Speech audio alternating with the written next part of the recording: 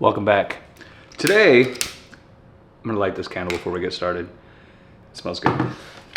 Today, we're gonna get into a little bit of the backstory, because everybody asks, well, why do you dress like that? Are you gothic? Are you emo? I wanna tell you guys a little bit about what got me to where I'm at today, why I took on this style, and kind of, I guess, what it means to me to be doing this today.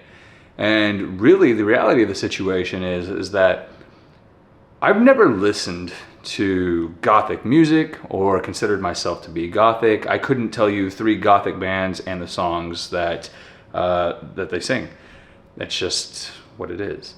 You know, obviously people look at me and they're like, "Oh, you look like Marilyn Manson, and I know you must like listen to Marilyn Manson." I don't. Like, I don't. I couldn't tell you 3 of his songs. Beautiful People, Tainted Love.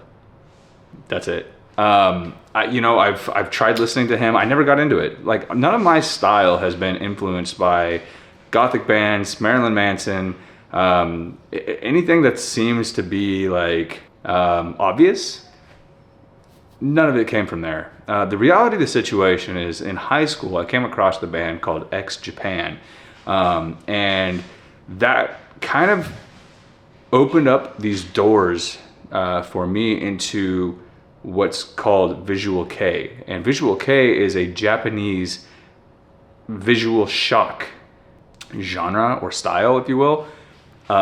Mostly started by X Japan in the 80s.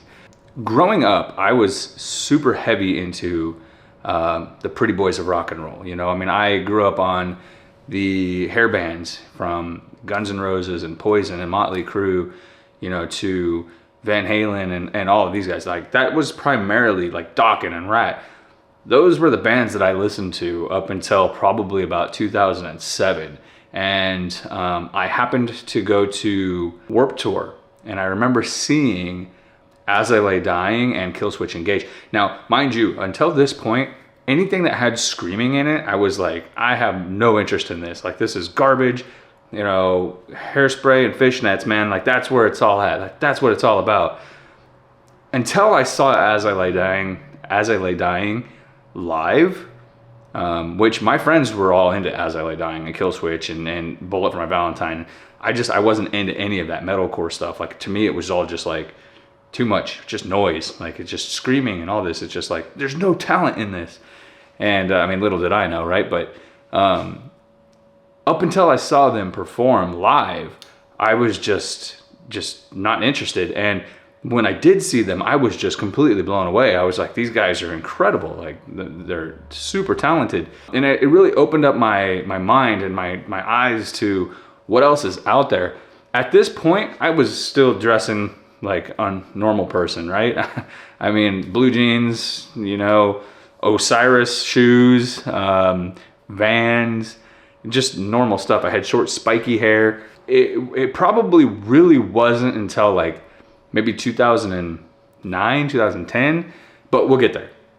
So I started following these bands a little bit more, started listening to this, but I found X Japan in 2000, and I don't even know. I was like 13 when I found them. And it just opened up the doors to all the VK bands, the Japanese style. And I just went down this rabbit hole of all these different Japanese bands, and the visual style that they all held was just so fascinating to me. At that point, I was still, I guess, too afraid to even consider trying to like look like that, because like, oh, you're in high school and, you know, people, whatever.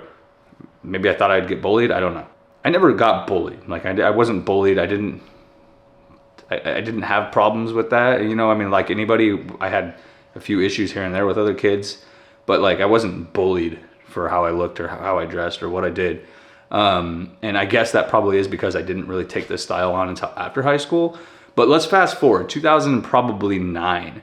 I believe I found a band called Blackwell Brides at that time, and that really catapulted me into the style of, like, you know, the dark clothes, the leather, the paints, the, you know, the hair.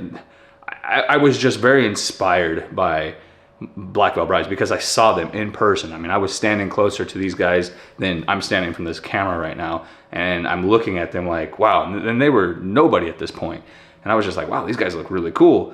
So it really started to open my eyes to what I could be doing that I already wanted to be doing, but I was too like nobody in my friend group, nobody where I live, nobody was doing that kind of stuff. So like it was very odd to even consider that. And I've always been interested in that dark look, but no, man, like there's no way I could do that.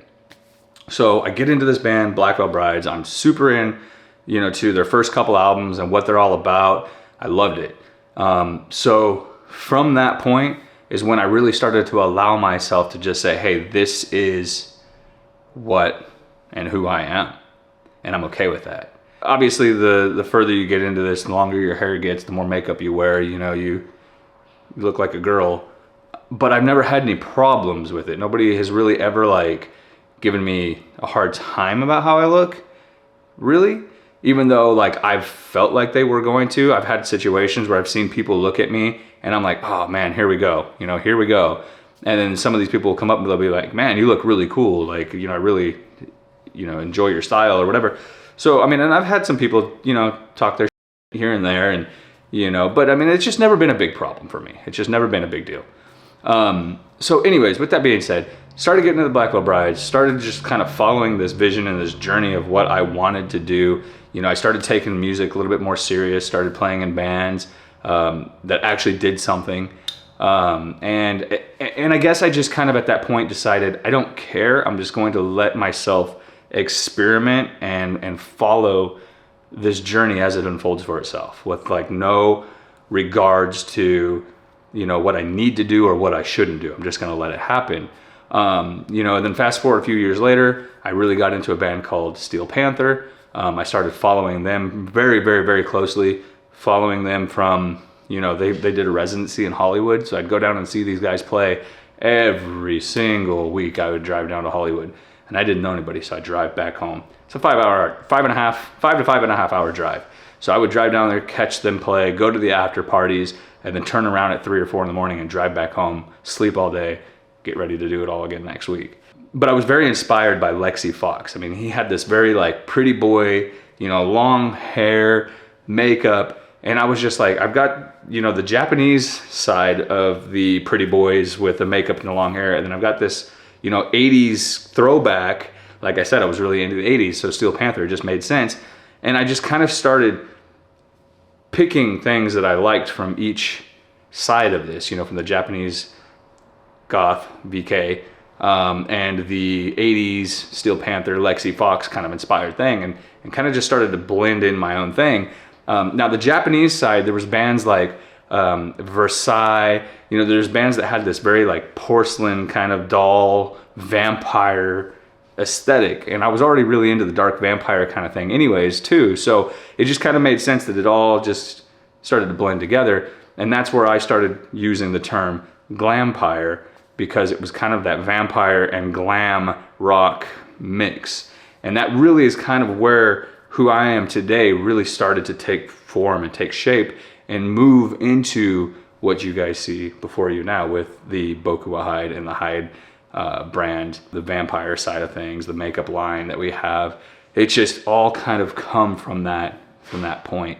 So, I do owe a lot of my thanks visually, stylistically to bands, like I said, like the Gazette, X Japan. I mean, I could go on Nocturnal Bloodlust, which if you guys have seen my recent Japanese vlogs, or Japan vlogs, excuse me, and watched while I was in Japan, I actually was hanging out with the drummer multiple times through that trip of Nocturnal Bloodlust, who was actually himself was a very big influence stylistically on me at a point probably around 2015 when I was in cosmetology school, which was wild to be hanging out with him. I'm like, you have no idea how much influence you had on me like years ago, and now I'm having dinner with you multiple times. Like, this is crazy.